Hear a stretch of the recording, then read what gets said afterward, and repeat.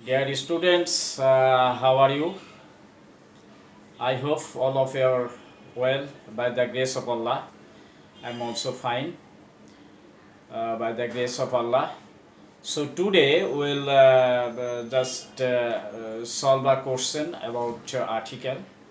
তো আশা করি এটা সলভ করার পরে এবং সাথে আমি মোটামুটি ব্যাখ্যাও দেব যে কোথায় কি আর্টিকেল ইউজ হয়েছে।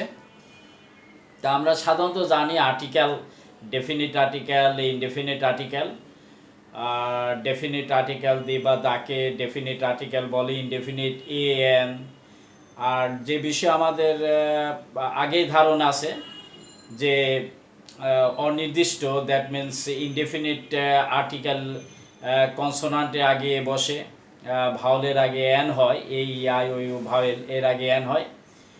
আর ডেফিনিট আর্টিকেল দি ব্যবহার হয় সাধারণত নির্দিষ্ট। তো নির্দিষ্ট ব্যক্তি বস্তুর ক্ষেত্রে দি ব্যবহার হবে এবং অনির্দিষ্ট ব্যক্তি বস্তুর ক্ষেত্রে অ্যান ব্যবহার হবে। ওকে, সো আমরা এই প্রশ্নটা সলভ করি। প্যাট্রিয়টিজম, এটা কোশ্চেন নাম্বার 1। কোশ্চেন নাম্বার 1, এখানে 10টা আছে, marks 5। Patriotism is a noble dash versus it is inspires dash man to shed his blood for his dash country. Dash man without patriotism is no better than dash beast.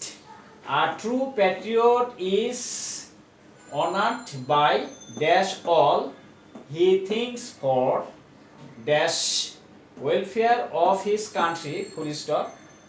On dash other hand, dash unpatriotic man thinks only for his own interest. Those who died for dash country are true patriots. This is the passage. তো আমরা এখন solve করব। Patriotism is a noble dash versus noble adjective versus noun। মনে রাখতে হবে adjective noun এর মাঝখানে কোনো আর্টিকেল হয় না, তাই এখানে ক্রস হবে। আর যখন খাতায় এটা সলভ করা হবে, এর থেকে যে পর্যন্ত আলাদা লিখে তোমার ওই যেখানে এ এন বা ক্রস দিতে হবে। আমি প্যাসেজের ভিতর লিখে বোঝাচ্ছি। Patriotism is a noble dash versus noble adjective versus noun। Adjective নাউনের মাঝখানে আর্টিকেল হয় না, এই জন্য cross. It inspires dash man to shed his blood।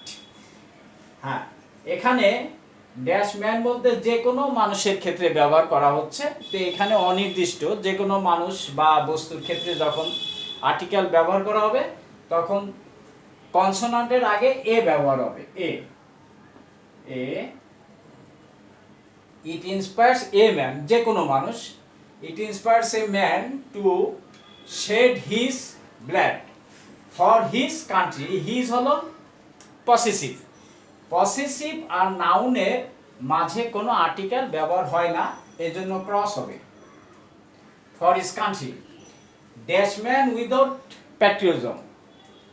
হ্যাঁ, অর্থাৎ দেশপ্রেম ছাড়া কোনো লোক।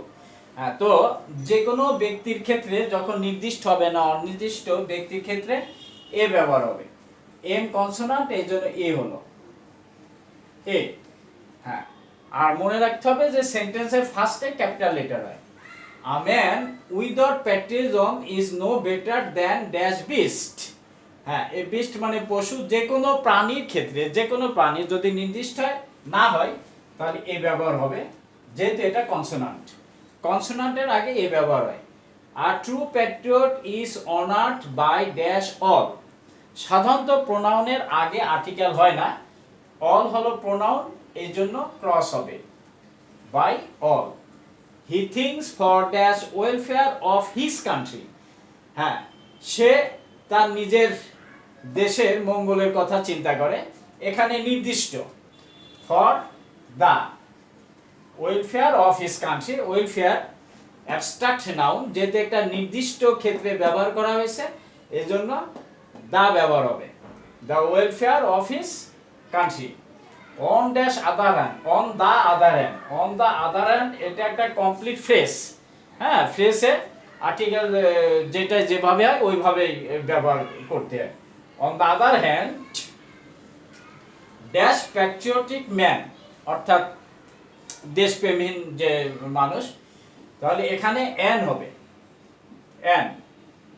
আনপ্যাট্রিয়ট এটা যেহেতু ভাওয়েল, এর জন্য এখানে অ্যান ব্যবহার হয়েছে, আর এখানে অনির্দিষ্ট ব্যক্তির ক্ষেত্রে ব্যবহার করা হয়েছে। An unpatriotic man thinks only for his own interest, শুধুমাত্র নিজের স্বার্থের কথাই চিন্তা করে। Those who died for dash country, এখন যারা নিজের দেশের জন্য মৃত্যুবরণ করে, এখানে হু রিলেটিভ প্রোনাউন, আর এখানে নির্দিষ্ট দেশের ক্ষেত্রে ব্যবহার করা হয়েছে, এর জন্য দা ব্যবহার হবে। The died for the country are true প্যাট্রিয়টস। তাহলে আর্টিকেলটা আমরা আবার বোঝার চেষ্টা করি। Patriotism is a noble virtue, noble adjective, virtue noun, adjective নাউনের মাঝে কোনো আর্টিকেল হয় না, এজন্য ক্রস হলো।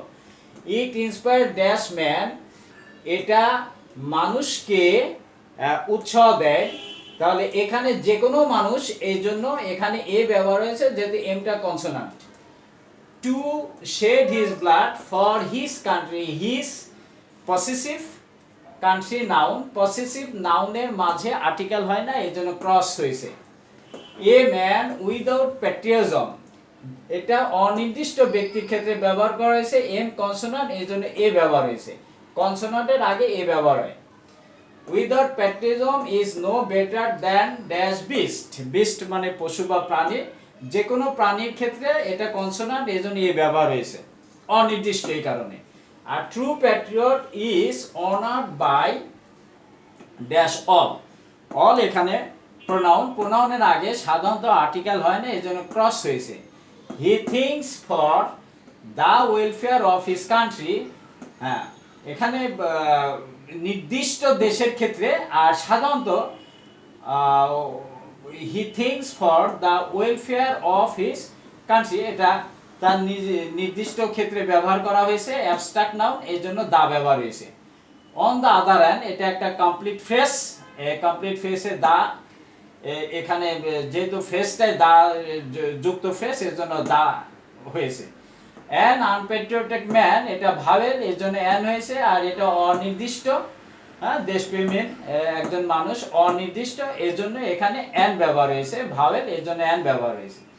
Man thinks only for his own interest, those who died for the country, who relative pronoun, অতএব এখানে নির্দিষ্ট করে দিয়েছে যারা নিজের দেশের জন্য মৃত্যুবরণ করে তারা হলো প্রকৃত, যারা তারা এখানে রিলেটিভ প্রোনাউন দিয়ে এভাবে বোঝানো হয়েছে নির্দিষ্ট করার ক্ষেত্রে, এর জন্য দা ব্যবহার হয়েছে।